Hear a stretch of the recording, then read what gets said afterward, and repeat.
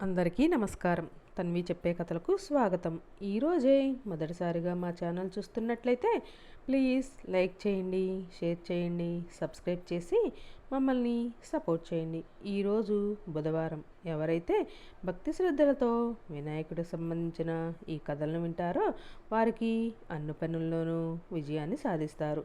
కోరిన కోరికలు తీరిపోతాయి. మరి ఆ కథలేంటో ఇప్పుడు మనం ఈ వీడియోలో తెలుసుకుందాం. మన పవిత్రమైన భారతదేశంలో 8 ప్రాంతాల్లో మహాగణపతి స్వయంభుగా వెలిశాడు. ఆ 8 మందిని అష్టవినాయకులు అనే పేరుతో పిలుస్తారు. ఒకప్పుడు పరమేశ్వరుడు 12 సందర్భాల్లో 12 దేశాల్లో లింగరూపాలతో స్వయంభుడై వెలిశాడు. ఈ 12 క్షేత్రాలనే ద్వాదశ జ్యోతిర్లింగాలు అని కీర్తిస్తారు. ఇక ముందుగా వినాయకుడు అంటే అర్థాన్ని పూర్తిగా తెలుసుకుందాం. వి అంటే వినాయకుడు, తన పైన వేరొక నాయకుడు లేనివాడు అని అర్థం. అతడే విశ్వాసానికి మూలాధారుడైన పరబ్రహ్మము యొక్క సాకారము. మహాగణపతి ఇతను సమస్త జీవులకు భాగ్య సౌభాగ్య శ్రేయోదాత కాబట్టే ఈయనను వినాయకుడు అని అంటారు. పూర్వకాలంలో చక్రపాణి అనే రాక్షసుడు గండికిని పరిపాలిస్తూ ఉండేవాడు. అతని భార్య పేరు ఉగ్ర. వారికి పిల్లలు లేకపోవడంతో సౌనకాది మహామునుల సూచన మేరకు భార్యాభర్తలు ఇద్దరూ సూర్యోపాసన చేశారు. సూర్యభగవాన్ యొక్క అనుగ్రహం వల్ల రాణి కొద్ది కాలానికి గర్భాన్ని దాల్చింది. గర్భంలో ఉన్నటువంటి పిల్లవాడు సూర్యుడి అంతటి వేడిమితో ఉండడం వల్ల ఆ బాధను భరించలేక ఆ గర్భాన్ని ఆమె సముద్రంలో వదిలిపెట్టింది. సముద్రంలో జన్మించడం వల్ల ఆ పిల్లవాడిని సముద్రుడు బ్రాహ్మణ రూపంలో వచ్చి చక్రపాణి దంపతులకు సమర్పించాడు. సముద్రంలో పుట్టిన ఆ పిల్లవాడికి వారు సింధు అని నామకరణం చేశారు.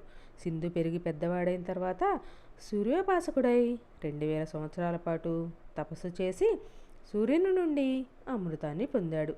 సూర్యుడి వరం వల్ల ఆ అమృతం అతని ఉదరంలో ఉన్నంత కాలము అతనికి మృత్యుభయం ఉండదు. ఆ ధైర్యంతో సింధురాసుడు తన పరాక్రమంతో ముల్లోకాలను జయించి అని సంకల్పించుకున్నాడు. దేవతలను జయించి వారిని కారాగారంలో బంధించాడు.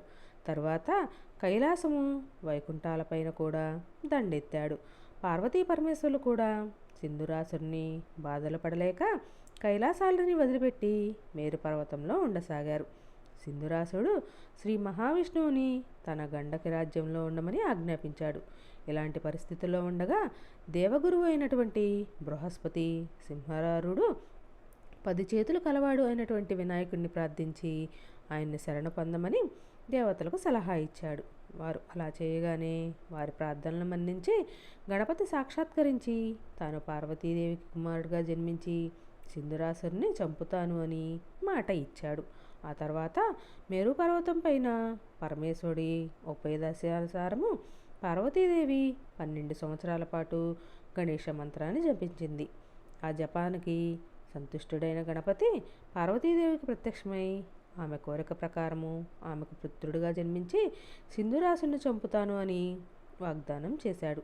అలాగే ఒక భాద్రపద శుద్ధ చతుర్థి రోజు గణపతి పార్వతీదేవికి పుత్రుడుగా జన్మించాడు. పుత్రుడికి గణేశుడు అని నామకరణం చేశారు. తర్వాత కొంతకాలానికి సింధురాసుడిని మిత్రుడైన కమలాసురుడు శివుడిపైన యుద్ధానికి వెళ్ళాడు. అప్పుడు గణపతి మయూర వాహన రూపుడై కమలాసురుడితో ఘోరమైన యుద్ధం చేశాడు. కమలాసురుడి మొత్తం అనేక మంది రాక్షసులు ఉద్భవించడం వల్ల అతను చెప్పడం కష్టమవగా అప్పుడు గణపతి బ్రహ్మదేవుడి కుమార్తెలైనటువంటి బుద్ధి సిద్ధులను స్మరించుకున్నారు. వారు అక్కడ ప్రత్యక్షమవగానే వారితో ఇలా చెప్పాడు: మీరు కమలాసురుడి నెత్తురు పుట్టుకొస్తున్న రాక్షసులను మింగివేయమని కోరతాడు. అందుకు వారు అంగీకరించగా వారి సహాయంతో గణపతి కమలాసురుని ఎదుర్కొని వారి శిరస్సును ఖండించాడు. ఆ శిరస్సు మార్గం క్షేత్రముగా ప్రసిద్ధి చెందింది.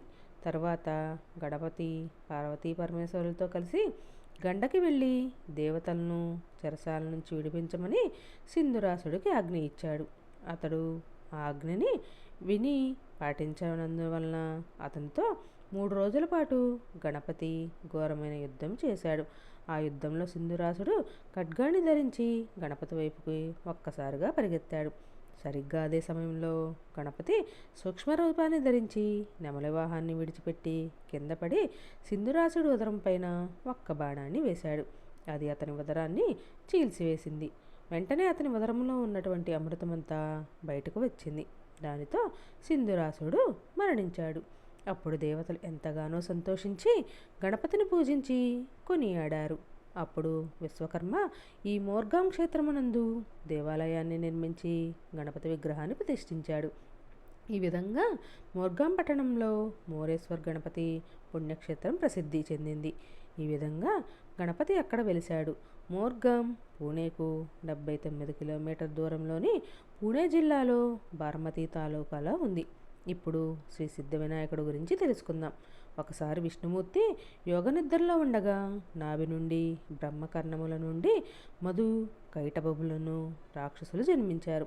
మైదు కైటబులు తన జన్మస్థానం వలన శక్తి వలన పుట్టాము అని భావించి ఆమె గురించి ఘోరమైన తపస్సు చేశారు.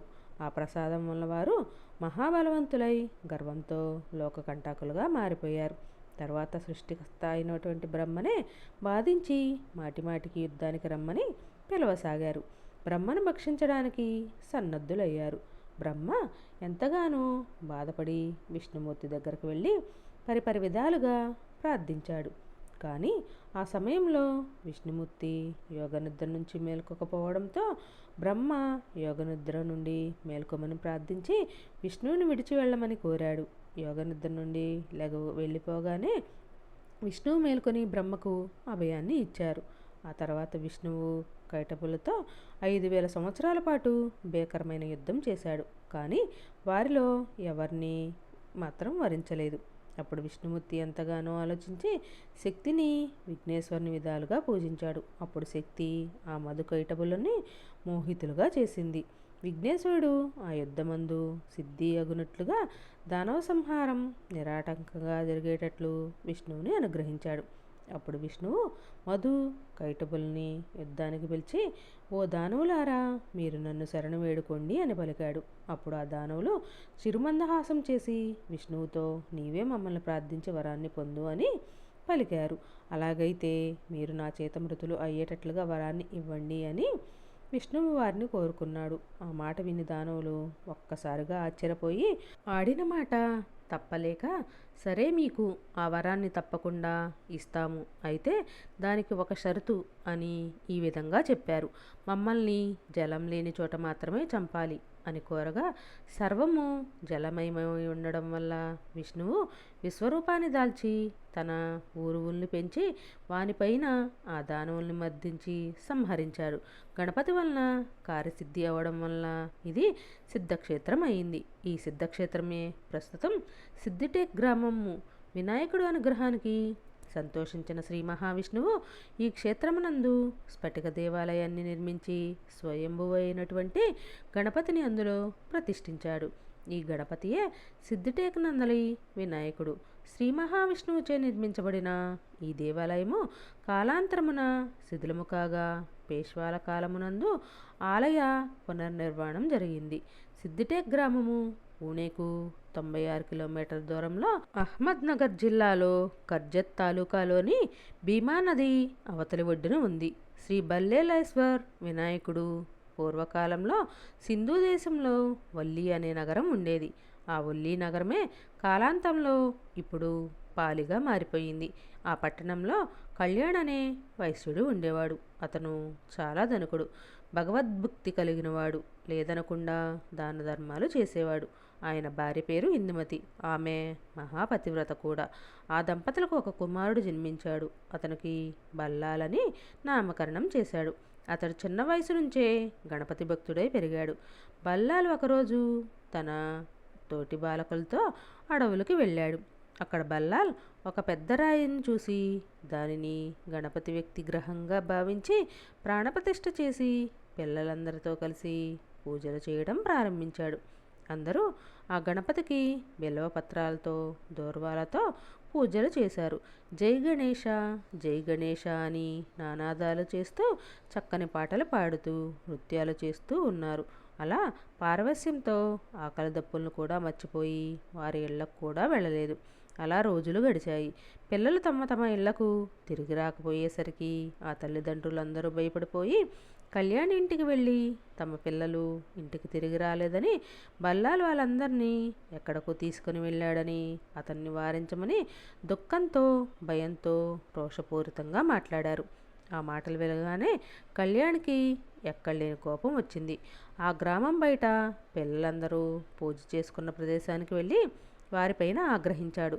ఇక అతనిని చూడగానే పిల్లలందరూ భయంతో పారిపోయారు. కానీ కొడుకు మాత్రం తన ధ్యానంలో నిమగ్నుడే వేరే ధ్యాస లేకుండా ఉన్నాడు. కళ్యాణ్ కోపంతో బల్లాన్ని కొట్టి చెట్టుకు కనేసి గణపతి విగ్రహంగా పూజలు పొందుతున్నటువంటి ఆ రాయిని పారవేశాడు. అప్పుడు ఆ పిల్లవాడు వినాయకుని మనసులోనే తలుచుకొని, నీవు విఘ్నాల్ని తొలగిస్తావు అని అంటారు కదా, మరి నా ఈ పూజకు ఈ విఘ్నం ఎందుకు కలగజేశావు అని అడిగాడు. అంతేకాదు, తనను కొట్టినందుకు తండ్రిపైన కొద్దిగా కూడా కోపం రాలేదు. కానీ గణపతి విగ్రహాన్ని పారవేయగానే అది సహించలేక ఎవరు ఇలా చేశారో వారికి గుడ్డి చెవుడు మూగా గూని అవుతారు అని శపించారు. గణపతి పిల్లవాడి భక్తికి మెచ్చుకొని ఒక బ్రాహ్మణ పిల్లవాడి వలె వచ్చి దర్శనం ఇచ్చాడు. ఆ తర్వాత పిల్లవాడి శరీరాన్ని తాకగానే వెంటనే అతని శరీరంలో ఉన్నటువంటి నొప్పులన్నీ పోయి దృఢమైన శరీరంగా మారిపోయింది. బల్లాల్ ఆ బ్రాహ్మణ బాలకుడిని వినాయకుడిగా గుర్తించి అతన్ని పరిపరి విధాలుగా పూజించాడు. అతని పూజలకు మెచ్చిన విఘ్నేశ్వరుడు బల్లాల్కి ఒక వరాన్ని కోరుకోమన్నాడు. విఘ్నేశ్వరుడు యందు అనన్య భక్తి కలిగి ఉండేటట్లుగా ఆ స్థలమునందు విఘ్నేశ్వరుడు ఎల్లప్పుడూ నివసించి ప్రజల కష్టాలని నివారణ చేయమని బల్లాల్ వరాలను కోరుకున్నాడు. అందుకు వినాయకుడు అంగీకరించి బల్లాలేశ్వర నామంతో స్వయంభూ విగ్రహ రూపాన్ని దాల్చి అప్పటి నుంచి భక్తుల కోరికలను కష్టాలు తీర్చుతున్నాడు. ఇక బల్లాలు తన తండ్రి చేత పారవేయబడిన రాతి దుండి వినాయక నామంతో అక్కడే ప్రతిష్ఠించాడు. తర్వాత బల్లాల్ అక్కడ సర్వాంగ సుందరమైన మందిరాన్ని కూడా నిర్మించాడు. ఈ దేవాలయము పూణేకు 111 కిలోమీటర్ల దూరంలో పాలి అనే గ్రామంలో ఉంది. శ్రీ వరద వినాయకుడు రుక్మాంగదుడు అనే రాజు ఒకసారి వేటకు వెళ్ళి బాగా అలసిపోయి దాహం వేయడం వల్ల దాహాన్ని తీర్చుకోవడానికి వాచక్నవి అనే మహాముని ఆశ్రమానికి వెళ్ళాడు.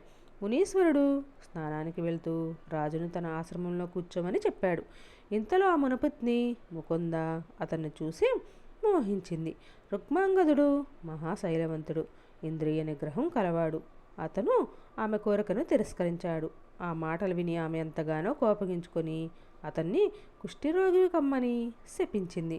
శాపగ్రస్తుడైన రుక్మాంగదుడు కుష్ఠరోగ నివారణకై నారద మునీంద్రుని వద్దకు వెళ్ళగా ఆయన ఉపదేశించిన ప్రకారం గణపతిని ధ్యానించి ఆ రోగం నుంచి విముక్తిని పొందాడు.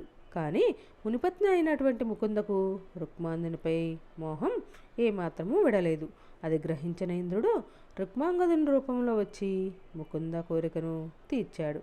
తర్వాత ముకుందకు మగ శిశువు జన్మించాడు. అతనికి మునీశ్వరుడు వృచ్చమదుడు అనే నామకరణ చేశాడు. ఇతను పెరిగి పెద్దవాడయ్యాడు.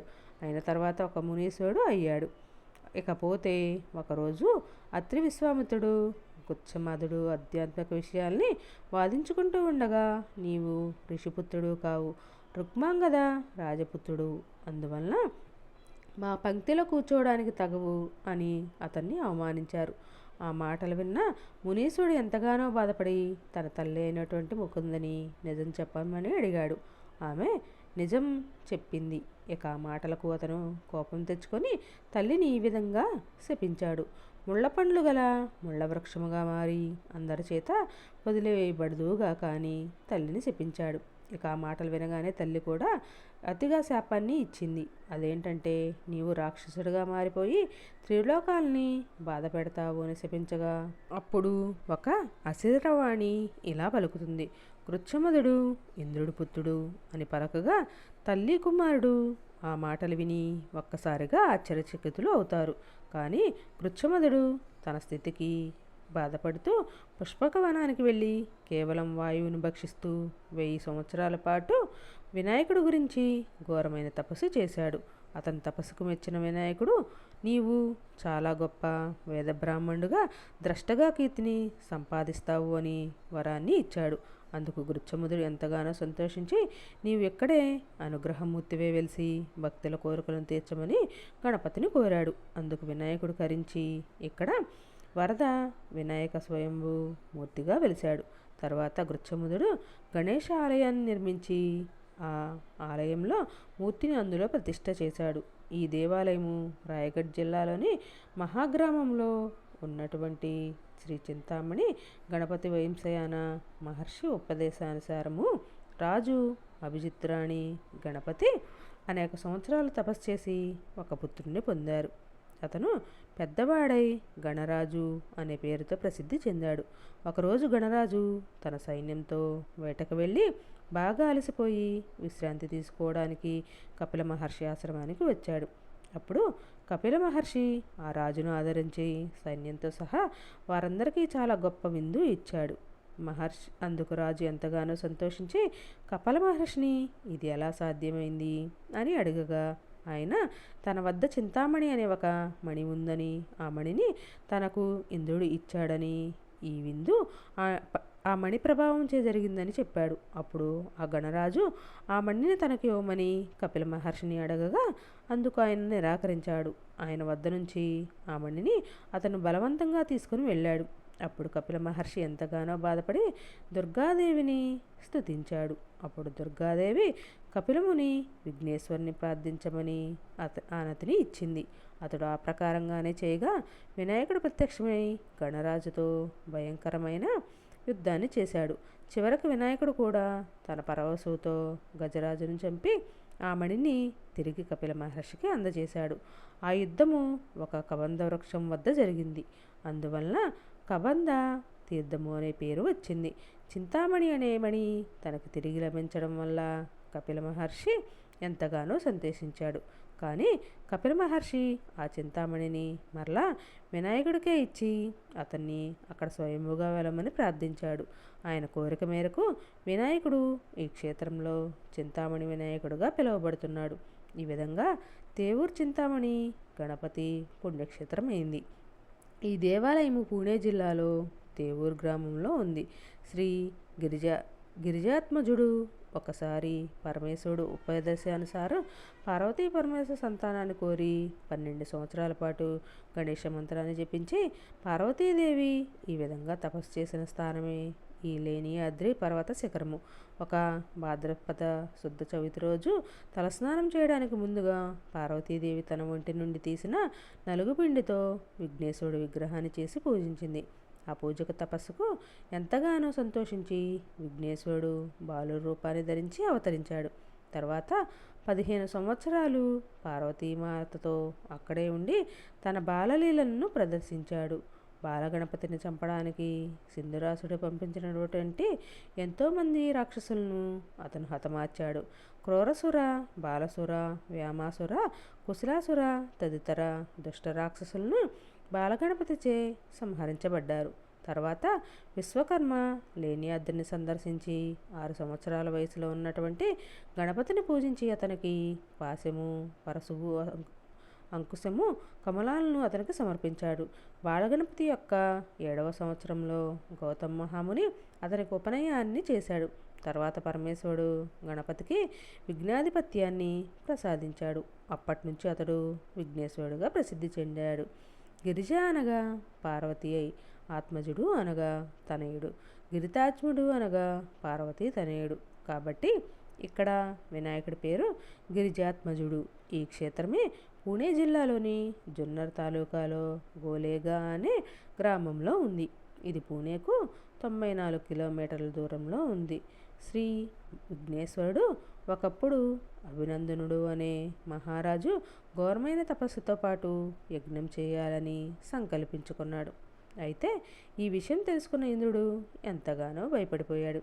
ఎందుకంటే తన పదవికి ముప్పు వస్తుంది అని భావించి అతని తపస్సుకు, యజ్ఞాలకు భంగం కలిగించడం కోసం విఘ్నేశ్వరుడు అనే రాక్షసుని పంపించాడు.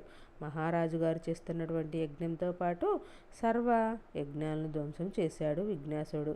దానితో ధర్మం నశించిపోయి వైదిక కర్మలు తగ్గిపోయాయి. అప్పుడు దేవతలు అందరూ కలిసి గణపతిని పరిపరి విధాలుగా ప్రార్థించారు.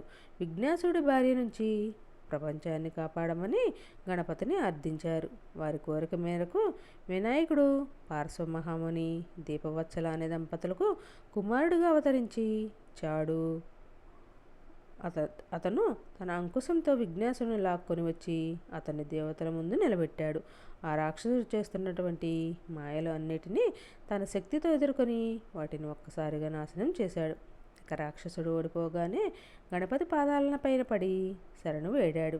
తనని రక్షించి తన పేరు కూడా వినాయకుడి పేరుతో కలుపుకోమని ప్రార్థించాడు. అందుకు వినాయకుడు అతని ప్రార్థనను మన్నించి అక్కడే స్వయంభువై వెలిశాడు. అందుకే ఇక్కడ వినాయకుడి నామము విఘ్నేశ్వర వినాయక అని ప్రసిద్ధి చెందింది.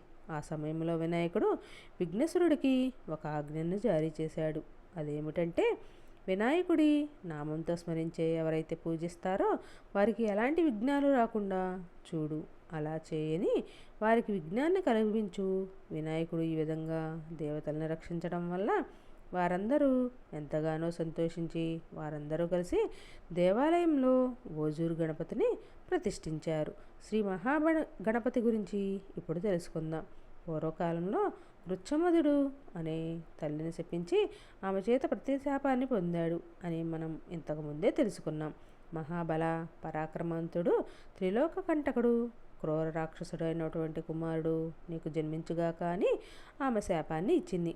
అయితే ఆ ముని అత్యంత భక్తి శ్రద్ధలతో వినాయకుడిని ధ్యానించి అతన్ని ప్రసన్నుని చేసుకుని వినాయకుడి వరప్రసాదం వల్ల అతడు మునులతో పరమశ్రేష్ఠుడు అయ్యాడు. ఒకరోజు ఏకాగ్రతతో వినాయకుడిని జపిస్తూ ఉండగా అతనికి పర్వతాలు సైతం అదిరిపడేంత పెద్ద ధ్వనితో ఒక తుమ్ము వచ్చింది.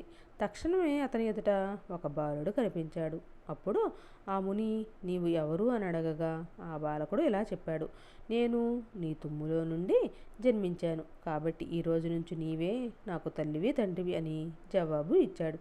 ఆ బాలుడి మాటలు విని అతను ఆశ్చర్యపోయి అతని శక్తియుక్తుల్ని ఎంతగానో సంతోషించి గణనాన్త్వ అనే గణపతి మంత్రాన్ని ఉపదేశించాడు. ఈ గణపతి మంత్రాన్ని ఆ బాలుడు 5000 సంవత్సరాల పాటు జపించాడు. అప్పుడు గణపతి సాక్షాత్కరించి ఏ వరం కావాలో కోరుకోమనగా ఈ 3 లోకాల్లో నన్ను ఎదిరించేవారు ఉండకూడదు, దేవతలు సైతం నాకు వసులై ఉండాలి, నేను దేనిని సంకల్పించుకున్నది తక్షణమే సిద్ధించాలి, ఇహములో సుఖాలను అనుభవించి పరములో మోక్షాన్ని పొందాలి అని పరిపరి విధాలుగా వరాలు కోరుకున్నాడు. అందుకు గణపతి అంగీకరించి 3 పురాలను బంగారంతోనూ వెండితోనూ ఇనుముతోనూ నిర్మించి అతనికి ప్రసాదించాడు. ఈ పురాలు ఒక్క శంకరుడి చేత తప్ప ఎవరి చేత ఛేదించబడవు. నీకు త్రిపురాసుడు అనే పేరు వస్తుంది. శంకరుడు తన ఏకైక బాణంతో ఈ 3 పురాలను ఛేదించినప్పుడు నీకు తప్పకుండా ముక్తి లభిస్తుంది అని వరాలని ఇచ్చి అనుగ్రహించాడు గణపతి. ఆ తర్వాత త్రిపురాసుడు వినాయకుడు ఇచ్చిన వరాలతో శక్తులతో భూమండలం మొత్తాన్ని ఆక్రమించుకున్నాడు. తర్వాత అతడు దేవలోకం పైన దండయాత్ర చేశాడు. ఇంద్రుని ఓడించి అమరావతిని తన రాజ్యముగా చేసుకున్నాడు. అక్కడి నుంచి త్రిపురుడు బ్రహ్మలోకానికి దండెత్తి వెళ్ళి ఇక బ్రహ్మ చేసేది ఏమీ లేక విష్ణువు యొక్క నాభికమలంలో లీనమైపోగా విష్ణువు కూడా ఆ రాక్షసుడికి కనపడకుండా క్షీరసముద్రానికి చేరుకున్నాడు. ఈ విధంగా అతడు బ్రహ్మలోకాన్ని విష్ణులోకాన్ని కూడా ఆక్రమించుకున్నాడు. త్రిపురాసురుడు బ్రహ్మలోకానికి తన పెద్ద కుమారుడు అయినటువంటి ప్రజండుని, విష్ణులోకానికి తన రెండవ కుమారుడు అయినటువంటి చండుని అధిపతులుగా నియమించాడు. ఇక శివలోకాన్ని ఆక్రమించుకోవడానికి అతను కైలాసానికి వెళ్ళగా శివుడు కూడా కైలాసాన్ని వదిలిపెట్టి మందర పర్వతానికి చేరుకున్నాడు.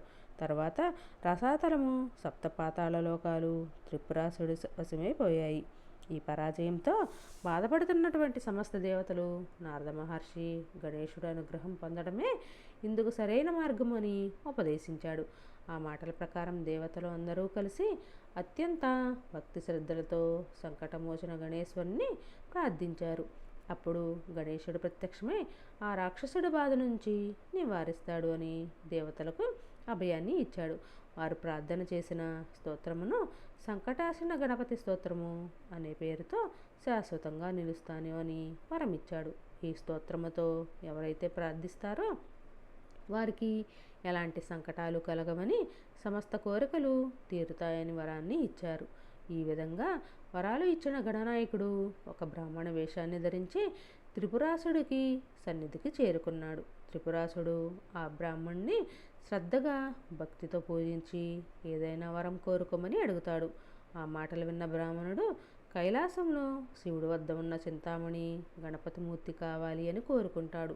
ఆ కోరికను తీర్చడానికి త్రిపురాసుడు శంకరుడితో యుద్ధం చేసి ఓడించి ఆ మణిని పొందాడు. కానీ అంతలో త్రిపురాసుని చేతిలో ఆ చింతామణి మూర్తి మాయమైంది.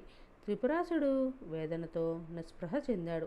ఆ తర్వాత నారదుడు శివుడి వద్దకు వచ్చి ఈ విధంగా చెప్తాడు: నీవు గణేశుణ్ణి పూజించి ఆయన అనుగ్రహాన్ని పొందకపోవడం వల్లనే ఈ పరాజయం నీకు సంభవించింది. కాబట్టి గణేశుణ్ణి పూజించి అతని అనుగ్రహాన్ని సంపాదించుకో అని చెప్తాడు.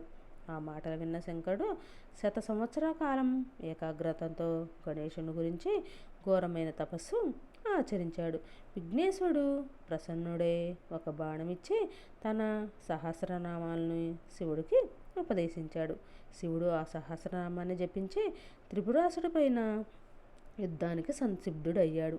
అప్పుడు శంకరుడు పృథ్విని రథంగాను, సూర్యచంద్రులని చక్రాలుగాను, బ్రహ్మను రథసారథిగాను, వేదాలను గుర్రాలుగాను, మేరువును ధనస్సుగాను, విష్ణువును బాణముగాను చేసుకొని ఆ తర్వాత వినాయకుడు అష్టకాన్ని చదివి విఘ్నేశ్వరుడి అభయాన్ని పొంది విష్ణువు యొక్క అంశతో కూడిన పాశుపత్రాస్త్రాన్ని అతనిపై ప్రయోగించాడు. మహాశివుడు ఆ అస్త్రంతో త్రిపురాలు దహించబడగా త్రిపురాసుడు మరణించాడు. అతని శరీరం నుండి ఒక తేజస్సు బయటకు వచ్చి శంకరుడిలో లీనమైపోయింది. ఆ విధంగా త్రిపురాసుడు మోక్షాన్ని పొందాడు. ఈ విజయానికి కారణమైన విఘ్నేశ్వరుడి విగ్రహాన్ని స్వయంగా శంకరుడే ఆ క్షేత్రం నందు ప్రతిష్ఠించాడు. ఆ మూర్తియే ఈ మహాగణపతి. ఈ స్థలం రంజన్గామ్. ఈ దేవాలయం కూడా పూణేలోనే ఉంది.